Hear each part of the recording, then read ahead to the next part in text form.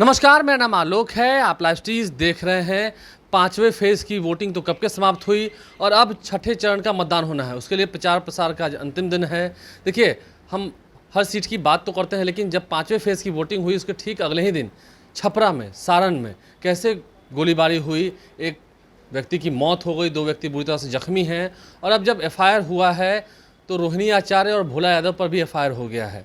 देखिए, नाम आया है, समझ रहे हैं, भीड़ को उकसाने की बात हो, मर्डर की बात हो, आप समझ सकते हैं काफ़ी मुश्किलें बढ़ेंगी अब लालू परिवार की, क्योंकि भोला यादव का तो नाम है ही उस एफआईआर में।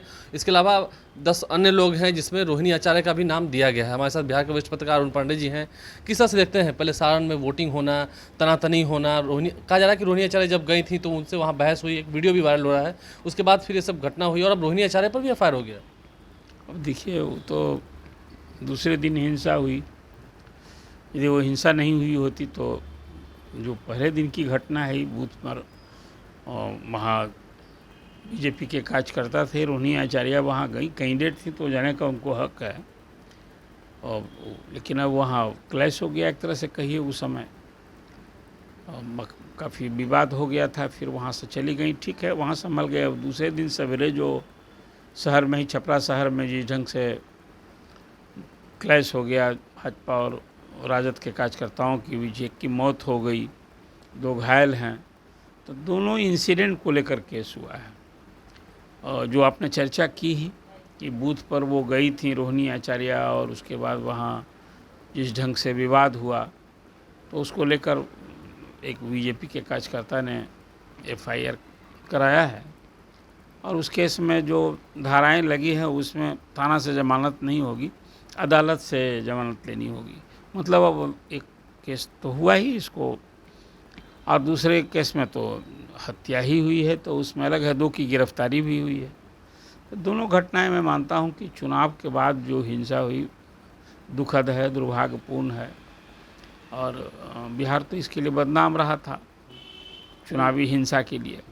लालू प्रसाद की बिटियां आती हैं बिहार में, चुनाव लड़ती हैं और पहले बार उन पर केस हो जाता है। हाँ, इसलिए कहा कि अब वो घटना हुई है। लेकिन आरजेडी के लोग तो कह रहे हैं कि इसमें गलती बीजेपी वालों की, क्योंकि कैंडिडेट जो है वो तो जा सकते हैं ना बूथ पर देखने के लिए, क्या व्यवस्था है, कैसी हाँ, व्यवस्था? देखिए, बूथ पर जाने की बात नहीं थी, वहाँ तो उन लोगों की शिकायत थी कि वहाँ ही बूथ कब्जा करने की दृष्टि से गई थी, वहाँ वोट करवाना का प्रयास करती, इसके लेकर के वहाँ जो देखिए वो बूथ था वर्चुअली बीजेपी समर्थक जिसको आप कहते हैं, हाथ कुल जात के आधार पर ना है, सब जगह एक जगह। तो वो बूथ जो 318 बूथ संख्या 318, हाँ 319। 19, तो उस पर जहाँ गई थी वो उसमें बीजेपी का वो वर्चस्व वाला बूथ था, ऐसे लोग मान रहे हैं।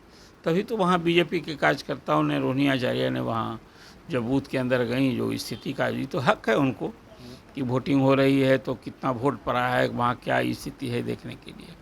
और वहाँ तनातनी हुई तो आरोप प्रत्यारोप तो होगा ही ना जी कि हाँ इसके लिए, जैसे कि बीजेपी के समर्थकों पर आरोप है, 2 की गिरफ्तारी हुई है, 2 भाई की, समसोलंकी हैं कोई।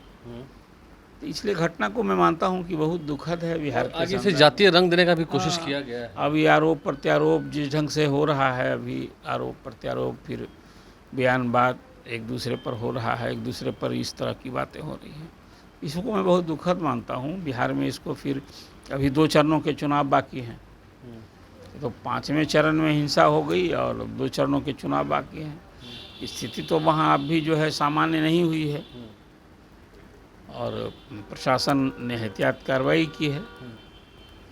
दुखद घटना इसको मैं मानता हूँ। इसे दुखद घटना मानते हैं। आगे हम चर्चा करते हैं तेजस्वी यादव जो धुआंधार रैली प्रचार कर रहे हैं। मुकेश सहनी के साथ एक वीडियो जारी होता है जिसमें वो हेलीकॉप्टर पर दिखते हैं, केक काटते रहते हैं, कहते हैं कि विरोधियों को इससे मिर्ची लगेगी। लगता है कि 200 रैलियां कर ली हैं, 200 रैलियां, सभाएं मिलकर कर ली हैं। ये एक बड़ी उपलब्धि है, मतलब मेहनत खूब की है इस कमर दर्द में भी, जब उनकी कमर में काफ़ी दर्द है, मतलब बहुत ही ज़्यादा दर्द है। ठीक कहा आपने। अभी असेंबली के चुनाव में तो तेजस्वी ने 250 इसी तरह से रैली की थी। अब अभी आज जो है कि 2 शतक लगा है, 2 सेंचुरी लगी है, और उसी को सेलिब्रेट करने के लिए एक आइडिया आया होगा दोनों को, मुकेश सहनी को और तेजस्वी को। तो आज केक काटते हुए देखा, वीडियो वायरल हुआ है, और उसमें आज भी 5 सभा संबोधित करना है। जाने के पहले जो वायरल हुआ है वीडियो, उसमें यह कहा गया है कि भाई स्वाभाविक है, इस तरह कभी मछली खाते हुए आया था, कभी संतरा खाते हुए आया था, तो प्रतिक्रिया तो विपक्ष करता ही ना है। वो तो यही सब इशू थोड़े है कोई। लेकिन मुकेश सहनी ने कहा कि भाई ये वीडियो भी लोग देखेंगे, हम लोग तो केक काट रहे हैं, ये भी मिर्ची लगेगी विपक्ष को, तो प्रतिक्रिया तो स्वाभाविक रूप से होता ही है मतलब ये मुद्दे में। वीडियो जानबूझ कर बनाया था कि हाँ देखिए हाँ, आप। तो जानबूझ करके तो उसको डाला ही जाता है, इसीलिए कभी संतरा खाते हुए, कभी मछली खाते हुए।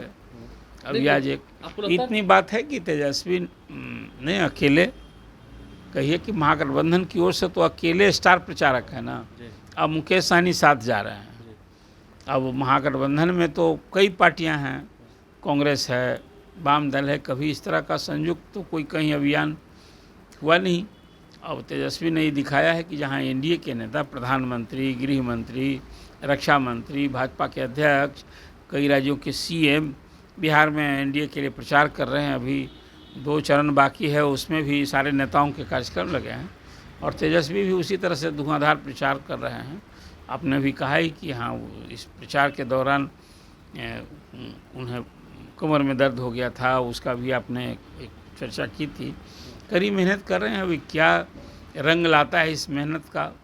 राजद को तो इस चुनाव में शून्य से शिखर पर जाने का अवसर आया है और एक ये कहा जा सकता है कि इस बार राजद ने इस चुनाव में जिस ढंग से सीट का आपस में बंटवारा किया है, अपने सहयोगी दलों के बीच में कैंडिडेट जिस ढंग से सिलेक्शन किया है और जाति समूह को, विभिन्न जाति समूह को ध्यान पर राजद ने अपना जो उसका एम्बाई जिसको आप बोलते हैं, यादव मुस्लिम के बाद भी कई जाति को जोड़ने की भरसक अति कोशिश, पिछड़ा वोटर्स को जोड़ने की। सब की अति और पिछड़ा। हमने देखा अभी शुरुआती फेजेस में जो रुझान आए थे वोट मिल भी रहे हैं।